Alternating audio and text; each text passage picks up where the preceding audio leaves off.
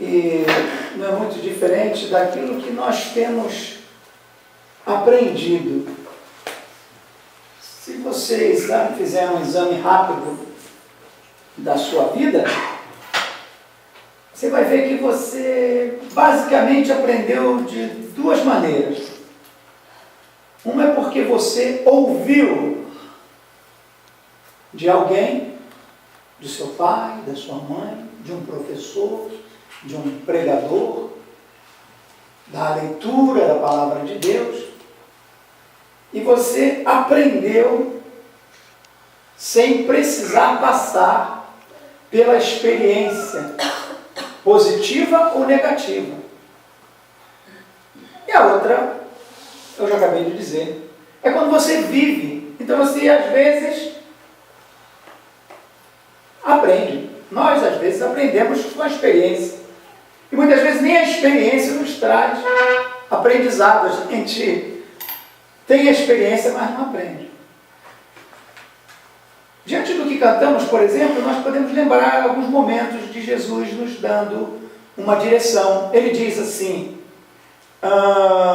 eu sou a videira e vocês, no caso nós, somos os ramos, vocês são os ramos. Aquele que permanecer em mim dará muito fruto, porque sem mim vocês não podem fazer nada. Precisamos de Deus? Essa é a pergunta. Sim, precisamos de Deus, porque Ele é a videira e nós somos os ramos, e sem Ele nós não podemos fazer nada, então nós precisamos de Deus. Em outra ocasião, no famoso, digo famoso porque existem coisas na Bíblia que se tornam famosas, não é? Como o rei Davi se tornou um rei famoso, Salomão, tiveram outros reis, mas esse rei se destacou ao ponto de qualquer pessoa, mesmo que não tenha um convívio com a Bíblia, conhece a história do rei Davi ou a história do rei Salomão. É o Sermão da Montanha, as bem-aventuranças, onde Jesus diz: bem-aventurado os pobres de espírito. Por quê? Porque esses reconhecem que precisam de Deus. Quando nós estamos numa situação desfavorável, imediatamente nós reconhecemos que precisamos de Deus. Não é verdade? Mas quando estamos numa zona de conforto extremamente aconchegante, até esquecemos da existência dele. E aí, o escritor diz que ele não queria nem ser tão pobre que viesse a roubar, nem ser tão rico que viesse a se esquecer de Deus, mas que ele tivesse o suficiente.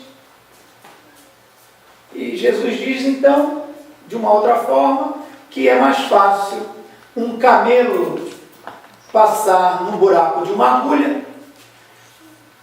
Não vou discutir aqui a questão de se camelo, ele estava se referindo ao pelo do camelo, se estava se referindo a um lugar chamado agulha. Isso não, eu não quero teologia para isso. O negócio é que é uma situação de referencial. É mais fácil um camelo passar no buraco da agulha do que um rico, extremamente rico, entrar no reino de Deus. Por quê? Porque a riqueza, ela nos torna autossuficientes e a gente acaba achando que não precisa de Deus.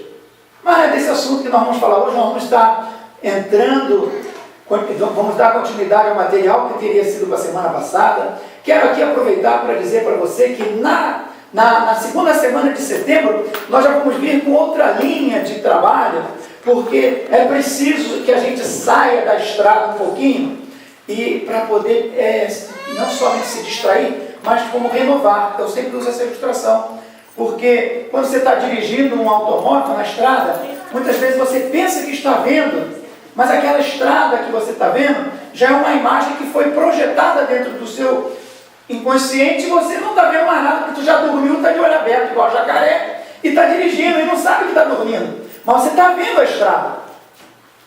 É como nesses filmes que a gente vê, que os camaradas se preparam para assaltar uma companhia, um banco, e eles vão e copiam a imagem daquele local, porque sabem que ali tem câmera, e os vigias estão na portaria olhando, os seguranças estão olhando as câmeras, e eles estão percebendo que não está passando ninguém ali, mas na verdade, o que os vigias, os seguranças estão vendo é uma imagem que já foi projetada e que não existe naquele momento, e os caras estão passando lá, as câmeras estão vedadas, mas o segurança está vendo aquele lugar como se fosse ao vivo. Isso se dá também com a gente quando faz série, porque você começa a série, então você fala uma semana, 2 semanas, 3 semanas, e vai e volta, daqui a pouco já não tem mais ninguém prestando atenção. Então o que a gente tem que fazer? Sair da estrada. Sai da estrada, vai no posto de gasolina, completa o tanque, toma uma Coca-Cola. Falar em Coca-Cola, tive uma festa onde que foi uma dificuldade para chamar Coca-Cola, mas eu achei uma. Eu fiquei com medo que roubasse a minha Coca-Cola para transformar ela numa Cuba Libre. Isso foi a piada da Zilda, hein? A Zilda que falou essa para mim. E você não ficou com medo que eu roubasse a Coca-Cola, né? Eu estou só dando crédito à piada da Zilda, que foi boa. Então, voltando para o ponto, o que acontece? A gente precisa mudar, assim, sair da estrada. E então, na segunda semana de setembro, nós vamos sair um pouquinho desse vivendo e aprendendo, não é? E vamos estar falando de coisas bem práticas, que o business, o marketing já tem detectado nos grandes prejuízos que as empresas estão tendo. Eu gosto de compartilhar, assim, antes da mensagem, eu gosto de compartilhar. Então, na sexta-feira, eu estive no médico com a Zilda e com a irmã Fátima, e lá eu pude compartilhar um pouquinho, porque aí você também tendo um pouquinho da reação das pessoas. Tomei um café com o Sérgio também, e aí compartilhei um pouquinho, compartilhei com o Tiago, compartilhei no nosso Happy Friday, né? Gente, deixa eu falar, o Happy Friday não é... Ele agora ele vai acontecer esporadicamente, ou seja, talvez não seja toda sexta-feira. Mas se você quiser fazer um Happy Friday na sua casa, o que significa Happy Friday? É que a gente vai fazer uma festa lá? Não. É que nós vamos nos reunir em nome de Jesus Cristo. Vamos ter a nossa coinonia naquele dia, com oração, com estudo da palavra, com a reflexão da palavra, com testemunhos, com cânticos, com tudo que for possível naquele dia. Cada Happy Friday vai ser de um jeito. E ele até, assim, eu gosto muito desse nome, foi bem sugerido, esse nome, Happy Friday. E o Douglas, eu acho, que não foi? O Douglas sugeriu esse nome.